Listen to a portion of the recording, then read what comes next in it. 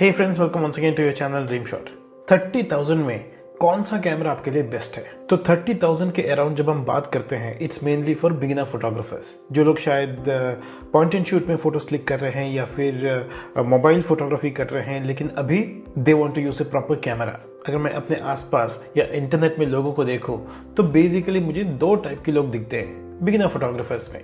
एक कैटेगरी वो है जो फोटोग्राफी को सीरियसली लेना चाहता है, अब बजट कंस्ट्रेंट की वजह से 30,000 में कोई कैमरा लेना चाहते हैं। और एक दूसरा कैटेगरी है वो व्लॉगिंग करना, इंस्टाग्राम में पिक्चर्स अपलोड करना, स्टेटस अपडेट करना, और हो सकता है कि यूट्यूब चैनल के लिए कोई वीडियो बनाना।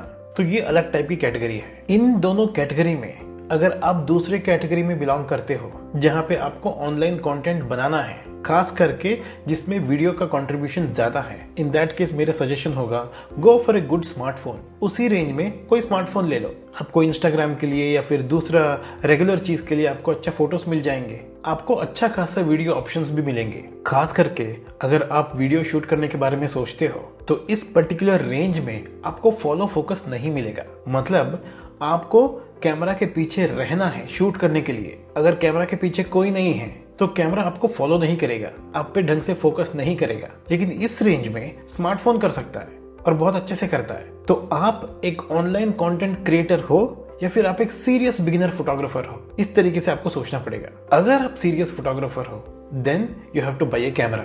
और जब हम कैमरा बाय करते हैं तब हमारे पास ऑप्शंस रहता है, मिररलेस कैमरा या DSLR camera, Canon, Sony, Nikon, Fuji film, किस में जाएं?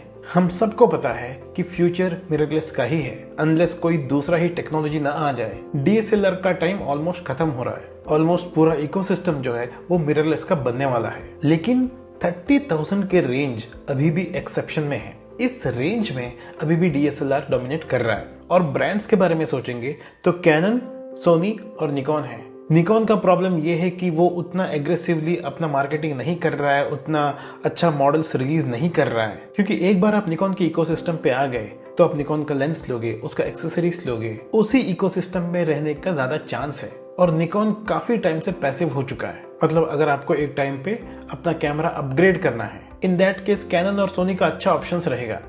क्योंकि आप एक निकॉन का फोटोग्राफर हो, आपको मजबूरी में निकॉन के अपग्रेड करना पड़ जाएगा। तो इसीलिए आज के डेट में मैं निकॉन आपको रेकमेंड नहीं करूंगा। कैनन एंड सोनी का जो कंपटीशन है मिररलेस में, मिररलेस कैमरास के काफी सारे बजट रेंज में Soni is leading. In this particular budget range 30,000 में आई पर्सनली फील 1500D जो कैनन का है, that's a really good option. Reason क्या है?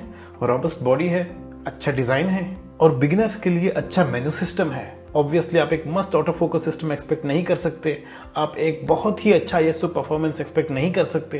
ये एक बिगिनर लेवल की कैमरा है, लेकिन बिगिनर्स के लिए जितना जरूरत है उतना है। फुल HD का वीडियो है, अगर आप एक अच्छा सिनेमेटोग्राफर हो इसी से कुछ अच्छा बना सकते हो। लेकिन फोकस के लिए आपको कैमरा के पीछे रहना पड़ेगा, अनलेस आप एक स्टेशनरी सब्जेक्ट को रख रहे हो। क्या फूजी फिल्म का अच्छा ऑप्शन है? ऑफ कोर्स है, लेकिन वो भी मैं आपको यहाँ पे स्पेसिफिकली रिकमेंड इसलिए नहीं करूंगा क्योंकि फूजी का जो इकोसिस्टम है वो कैनन और सोनी जैसा नहीं है। मतलब टेक्निकली उनका एक्सेसरीज होंगे, उनका लेंस होंगे।